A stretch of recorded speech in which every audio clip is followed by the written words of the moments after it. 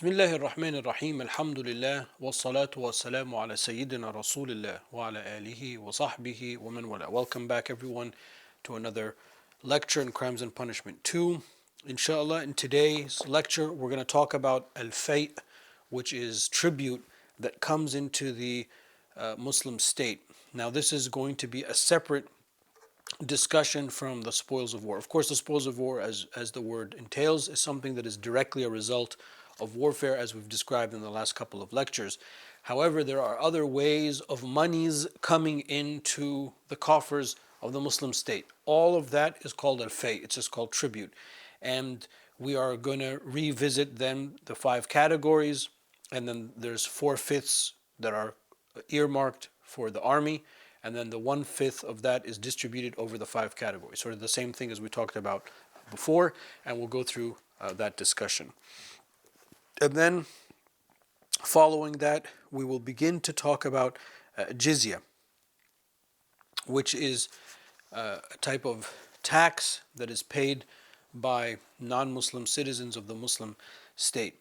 It's a larger topic, so I'm not going to get into all of it. I'm just going to get into the beginning part of it to explain basically what the concept of the jizya is. And I think that that's important, and it kind of just happened that way with the pages and me carving up the amount of fiqh I want to do for each lecture. It just happened to be this case, but alhamdulillah, it's a good thing to explain basically the philosophy behind it, because al-jizya basically means that you have prevented something else from happening, or you have offered something and therefore you have not had to do the other thing. So therefore the jizya tax is basically a tax that's paid so that they don't have to fight, and that the Muslim army fights on their behalf, and that's sort of the origin of the concept. So we want to get into a little bit of that, and then also he mentions some things that are a bid'ah that kind of have involved in debasing non-Muslim subjects in order for them, in the process of them paying the jizya, which he says is not permissible. So this is one of those areas that makes its way into the common discussion against Islam. So it's worth spending a little bit of time about it. Anyway, those are the main topics for today's lecture. We'll begin, inshallah, in the next clip.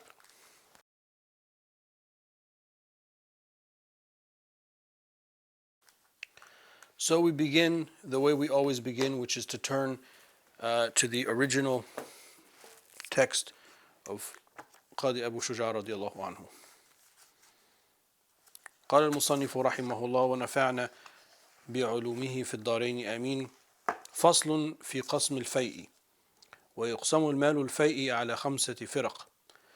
يصرف خمسه على من يصرف عليهم خمس الغنيمة، ويعطى 4 أخماسها للمقاتلة وفي مصالح المسلمين.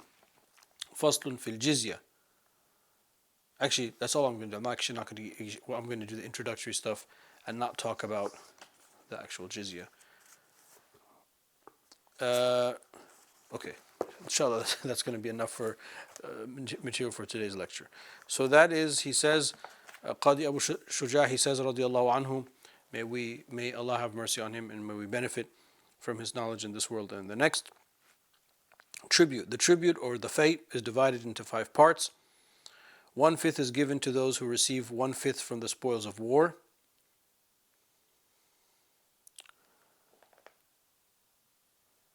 And 4/5 are given for the needs of soldiers and for the public welfare. And then the next section is the section of jizya, which begins with the conditions that make it obligatory, which I'll do in the next lecture. So in this lecture, we'll just do the introductory comments. All right, let me look at the adillah. That's important to mention.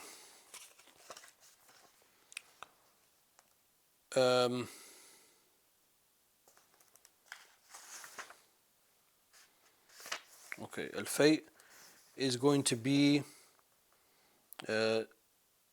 verse 7 of Surah Al-Hashr, which I mentioned in the last class incorrectly, because this is the verse of Surah Al-Hashr is only for al-fay'. I mean, they say the same thing.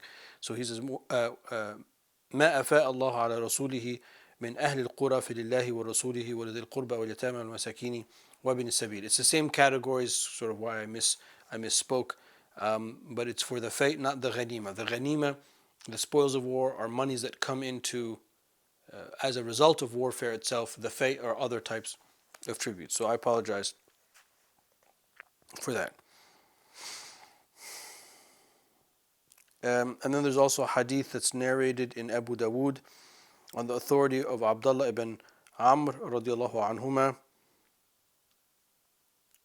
The Prophet ﷺ, he said, "O people, do not take from the fate, from the tribute, except this." And then he, held up 5 fingers.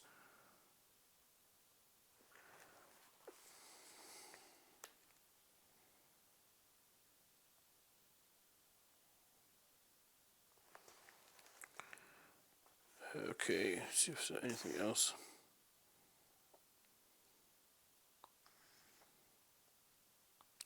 So a lot of the discussion of the fate is going to be related to the categories that we talked about in the previous, because it's the same exact categories.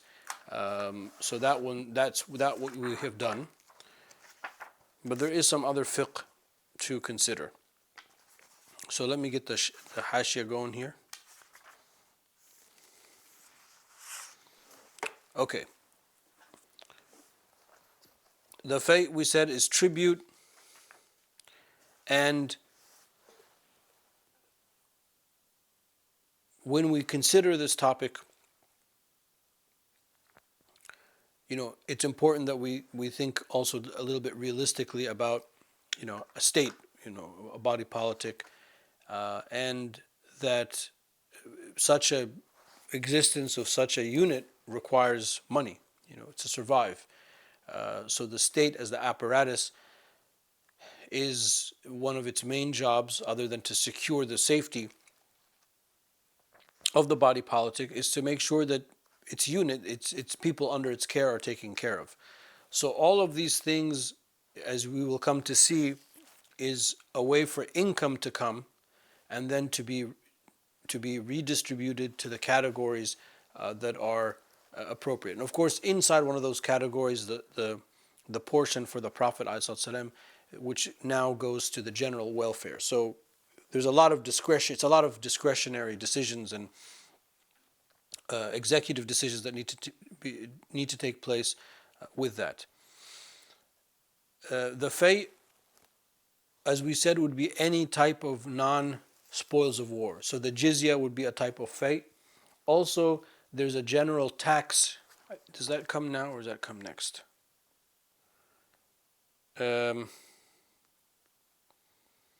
I'll mention it now just in case it doesn't come next. But there's a general tax of 10% that is taken, which is sort of like a tariff, with any type of non-Muslim that comes to Muslim lands to do trade. So you're paying a 10%, tax or tariff, which basically is for the right to use, the highways and the roads and the markets and access and so on. So you're paying for that service. So this is another way that the nation or the body politic will get. So that's also considered al-fay. So al-fay is just a category, and then underneath it would all of these type of derivatives. Of course, the fay, I should have also mentioned, is something that's specifically taken from non-Muslims. So it's not taken from Muslims, obviously, or it's the example that he gives, the person who commits apostasy, may Allah Ta'ala protect us, that money is not considered fay. Either that money, will be mawquf, will be held in abeyance and will be dealt with differently. So basically, any monies that are taken from non-Muslims, not from fighting, is going to be called al-fay. So some of it can come from trade, some of it can come from taxes, some of it can come from other type of one-off payments that are paid for permission to do this or permission to that, negotiations, trade agreements, all of that stuff in Islamic law, it's just all called al-fay. So al-fay is just a large category that will have all of these type of things.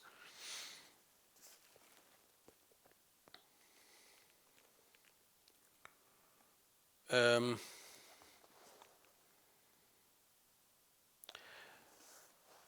so the 10% tax, I should also maybe just, I don't think it's going to come later. So I'm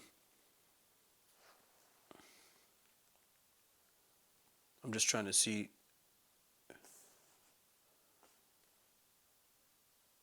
Oh, it is going to come later.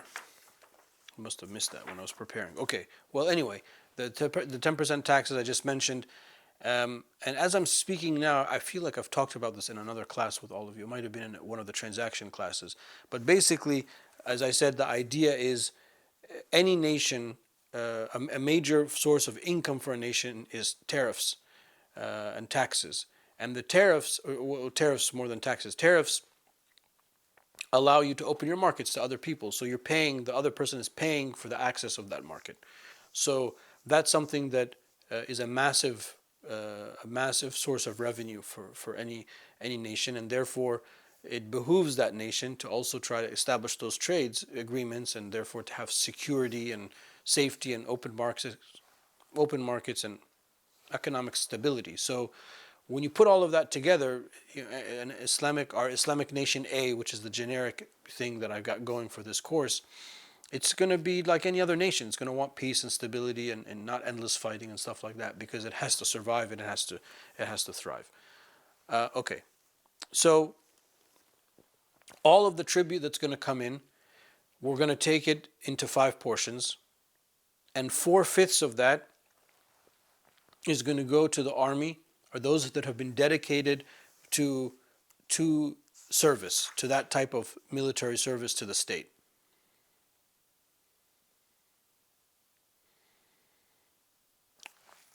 And this is how there can be an army that is semi-professional or full-time in a sense, because then they are supported. They are supported, and then their families are also supported. So they have to have a living wage. They have to have a living, earn a living that's comparable for them and their families, or else no one's going to do it, is the idea.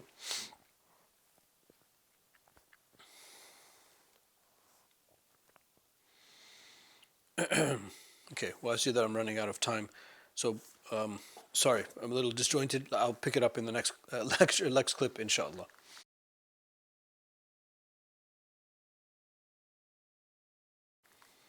So we said when the tribute comes in, it's going to be portioned in 5 portions. Now keep in mind that the tribute coming in, it's not like a one-time event. There's going to be tribute coming in all the time, on a weekly, monthly basis throughout the year. So there has to be a mechanism through the state to be able to account for all of the tribute that's coming in. I guess you have to estimate and understand it, and then therefore to just divide it by 5, and then therefore we know 4/5 is going to go to basically the military budget, let's say, and that's going to the people that are fighting and that are basically dedicated themselves to that type of service.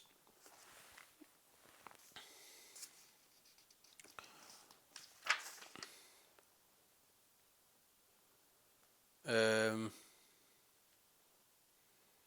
yeah. Now, as I said, the reason that that's a large amount is simply for the following important reasons. Number one, this comes from our tradition, but other than the textual purpose, I'm talking about the hikmah behind it. Number one, this shows you the importance of that type of security, that there have to be secure borders and there has to be secure safety for a nation, for the nation to be able to thrive. And unfortunately, that requires people that are willing to stand to attention to defend the homeland. That's also a form of deterrence. So that's another aspect, is that sometimes a military buildup is just simply deterrence, and that's also part of the equation.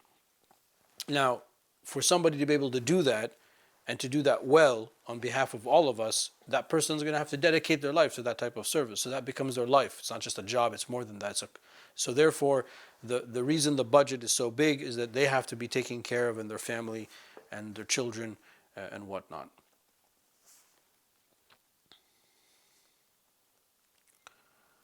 Um, And then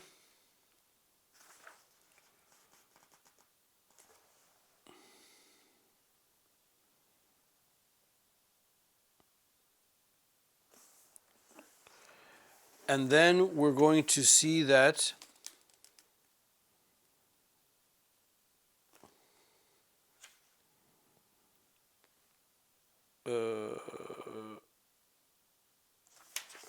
the discretionary amount, the amount left over from that can be given to the general welfare.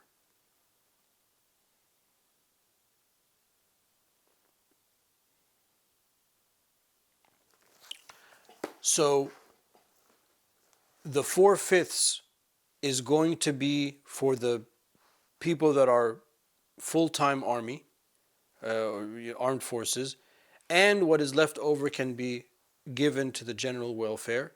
In addition to, there's the 1/5 that I'm talking about them in reverse order, and I apologize. The 1/5 that is going to be distributed in the categories that we mentioned in yesterday's lecture to the Prophet ﷺ, and that current portion is for the general welfare, for the family of the Prophet, those that are in need,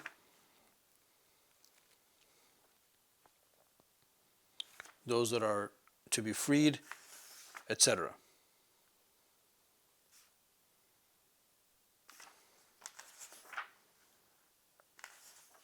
The orphans, the family of the Prophet, the 5 categories that we mentioned. It's the same categories that 1/5. So the tribute that comes in, 1/5 is distributed to those 5 categories.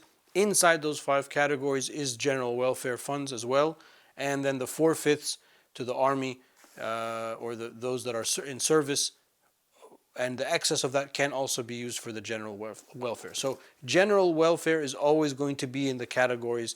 So it's not money that's limited. I mean, it's limited in the sense that it's got to go to those categories, but it's also not limited in the sense that the imam or the sultan, whoever, has to use their discretion to be able to fund what needs to be funded throughout the lands. Okay, that went a little bit faster than I had originally intended. So let me just quickly see if there's anything I want to pick up.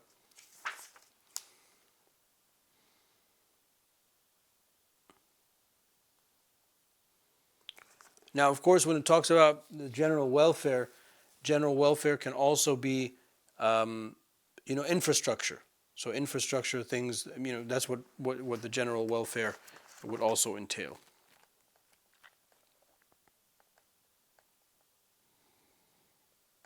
So general welfare also includes those people that are serving in critical roles, like teachers, the ulama, the fuqaha, the muftis, the qadis, etc., as we talked about in the last class. And that's also important to highlight because the idea behind true scholarship, as envisioned through, as we envision through our classical legal tradition, is that for somebody to be a scholar, to be able to do this work, to teach and to train and to have people to have apprentices underneath them, etc. They need to be completely dedicated to it. You can't do this part-time. You can't just wing it. It's like any type of professional. It's like a soldier, like we just talked about. The soldier to really defend, they have to be taken care of so that they can focus on defending. This is the type of dedication that ilm, that Islamic knowledge requires as well. So there are private endowments, the awqaf, which is a different structure altogether.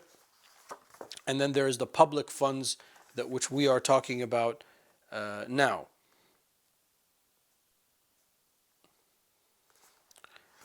And sorry, I just wanted to see something in the book quickly.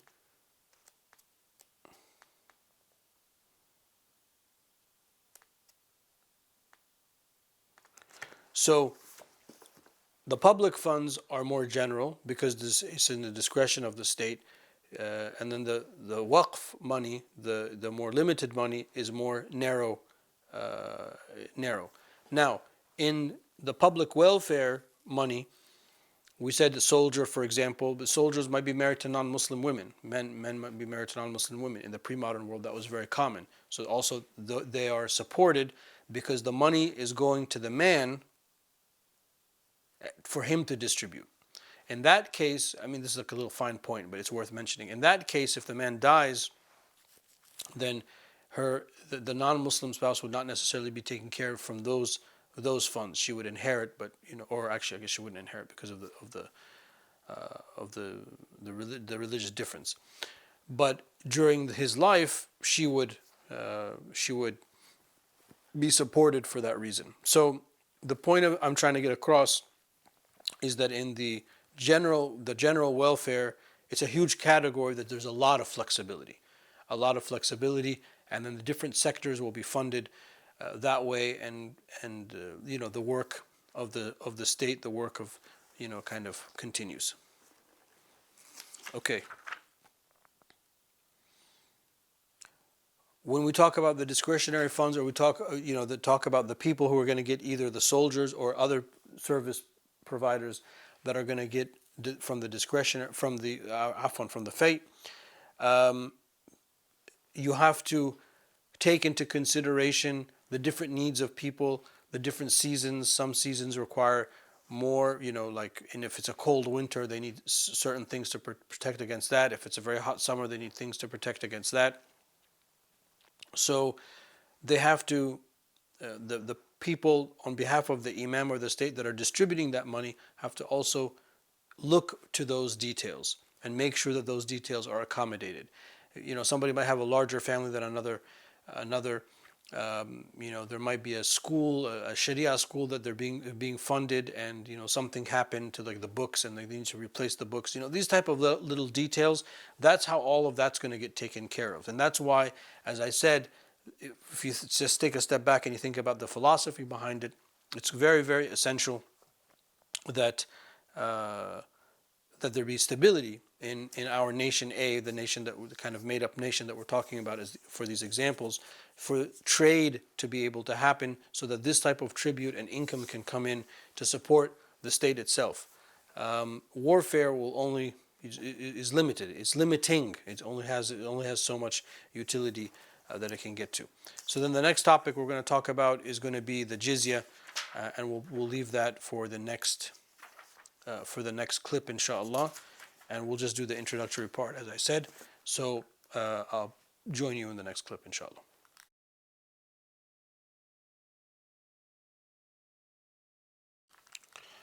Okay, so the next section is jizya. There's not a portion of the text that we're going to read, but there's some introductory things hopefully that we can talk about that I can read from the Hashia.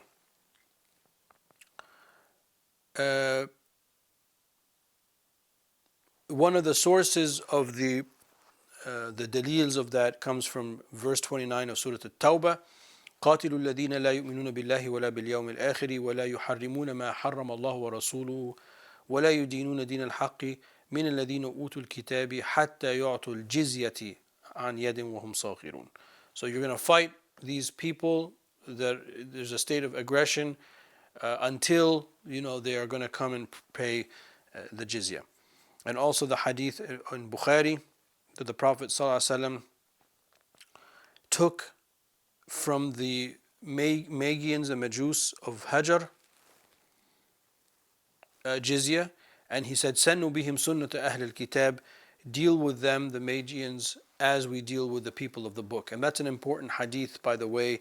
That portion of the hadith, "Sannu bihim sunnata ahl al-kitab," that comes from al-Bayhaqi, because this introduces a larger concept, which the people of Ahlul Kitab is larger than simply the Abrahamic faith. So a lot of Muslims, they assume that Ahlul Kitab is only Christians and Jews. But basically any pre-Islamic religion that has a book, or law, or for us, all of these things were originally some type of revelation. Anything that's organized as a religion, we refer to them as Ahlul Kitab. In some of the ahkam, of course, not in all the ahkam.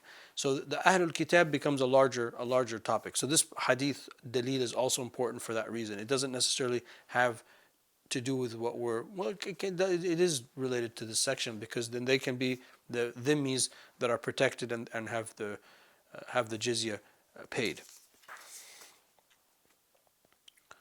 Um,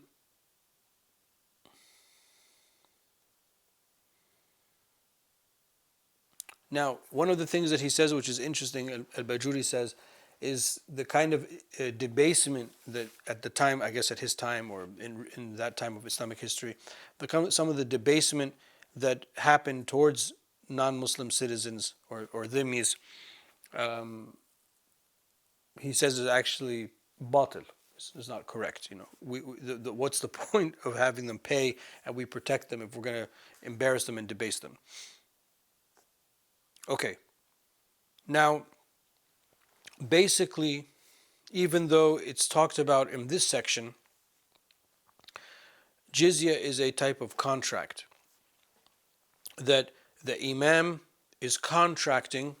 The imam, I mean like the state, okay? But in Islamic law, we just refer to that as the imam. But when I say the imam, the apparatus of the state is basically offering these people, you can stay and live with our protection if you pay the poll tax or this tax.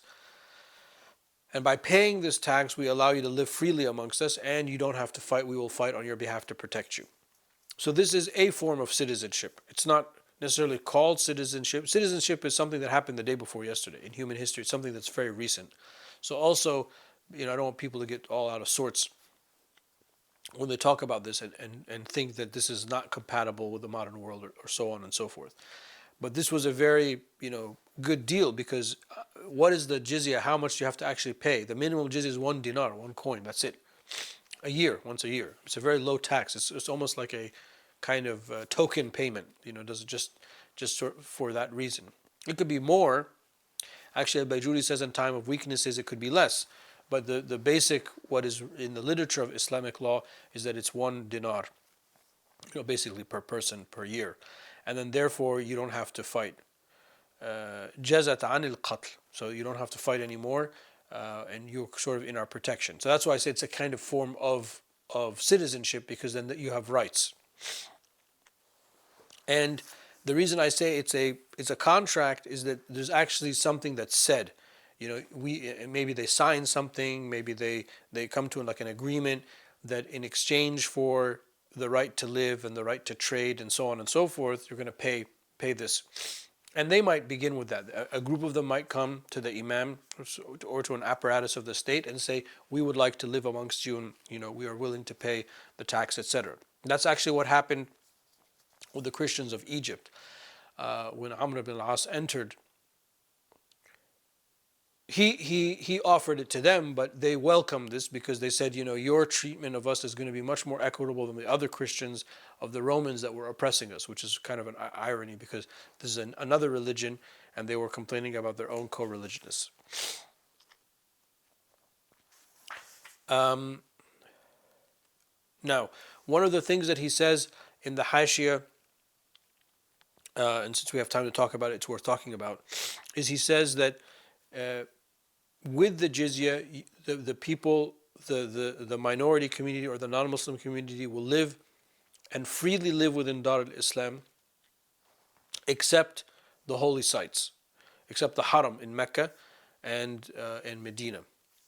And that's interesting because I guess there's no other place to talk about it than here. And in the Shafi'i madhab, we're a little strict on this point. Reading the verse from Surah, I think it's also Tawbah 28, فَلَا يَقْرَبُوا الْمَسْجِدَ الْحَرَامَ بَعْدَ عَامِهِمْ هَذَا. Let them not approach the holy sanctuary after this year. So for us, unless it's a dire need, it's not permissible for non-Muslims to enter into the entire sanctuary of Mecca, which is the entire city of Mecca is a sanctuary, nor into the mosque in Medina. This is not an agreed upon position, because the Hanafis have a more flexible rule for that, and it's just one of those things, because we're teaching Shafi'i fiqh, we need to talk about it. We are a little bit strict on that. So the reason I'm mentioning it, other than it's actually in the Hashia, is that the language that the Imam uses is you are free to live in Dar al-Islam. So this is a much wider, huge swath of land than the concept of like the European city-state, where you're like a citizen of Florence, citizen of Rome, not even all of Italy. I mean, the unification of Italy is something that happens later in history, more recently, that is. So for us, it's very different. If the Imam, as envisioned in sort of classical Islamic law, if there's a Khalifa, or even if it's kind of ceremonial, you're saying you can live anywhere in Dar al-Islam, anywhere you want, except in Mecca and in Medina. Of course, Jerusalem is different because Jerusalem has other holy sites, Christian and Jewish sites. In the pre-modern world, the Haram al-Sharif is considered obviously the sacred sanctuary, but the city, people can live in it. So that's also important to mention. And then in exchange of that agreement for safety, they pay this nominal fee. And as I said, it can come from the Imam, it can be an offer from the Imam in the state, or it can be a request from the people to live amongst us. The reason I wanted just to take this time to mention it, maybe I can just sort of talk a little bit about that, is that this is a grossly misunderstood thing. I think by Muslims themselves. I think it's fair to say many of our people misunderstand this. Certainly by the non-Muslim, public, partly for the reasons which Al-Bayjuri alluded to, that there was an abasement process. So there's nowhere in what we read that we have the right to embarrass people or debase them. I meant to say debase at all. That's haram. This is allowing them to live with us, amongst us, to trade with us, to eat with us, to live with us, to die with us even, and then the army will protect them. So when there's somebody standing on the front line or the frontiers fighting, they're also protecting that dhimmi family or that dhimmi community, not just the Muslim community. So where is the debasement? I mean, that's obviously clearly not part of it. If that happened, or if there's an example that somebody made them wear funky clothes or lower their heads and do something that debased them, that's just from human nature and evil and things like that, not from the Sharia. So that's important. And as I said, I think in a couple of classes ago, there were always vibrant non-Muslim minorities in Dar al-Islam throughout Islamic history, and that's just sort of how it was, and they grew up, and this is sort of how they came to live amongst us. Of course, with modern citizenship, some of this will be changed in the way we practice it, but nonetheless, the principles remain the same. Okay, that's enough for today. Wallahu ta'ala a'la wa a'lam, wa sallallahu ala sayyidina Mawlana Muhammad wa ala alihi wa sahbihi wa sallam.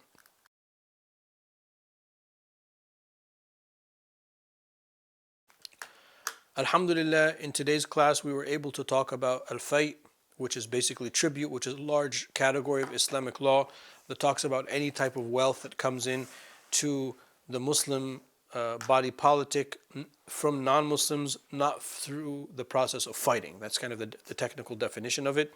So it includes the jizya tax, which we talked about. It also includes any trade agreements or tariffs that we have. The major tariff is that we take a 10% kind of tariff on people coming into Dar al-Islam to trade with us. So all of that's we call al-fay'.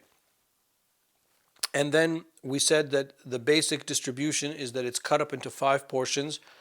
1/5 of that portion is distributed to the 5 categories we talked about in the Ghanima lecture. That was yesterday's lecture, making note that the portion that was allotted originally for the Prophet ﷺ, that is used today or since his passing to Rafiq al-A'la for the general welfare. And then 4/5 is given to the soldiers, the army, those who have dedicated their life to the service. So it goes to support them and their families, in addition to public welfare or public goods or works that the Imam sees is in the best interest of the state. Very similar to conversation to what we have at the Ghanima, and I highlighted quite extensively how the public good and public welfare is a broad, very flexible category that would support ulama and fuqaha, judges, muftis, teachers, so on and so forth. And then we began talking about the idea of jizya. Where does jizya come from? What does it mean?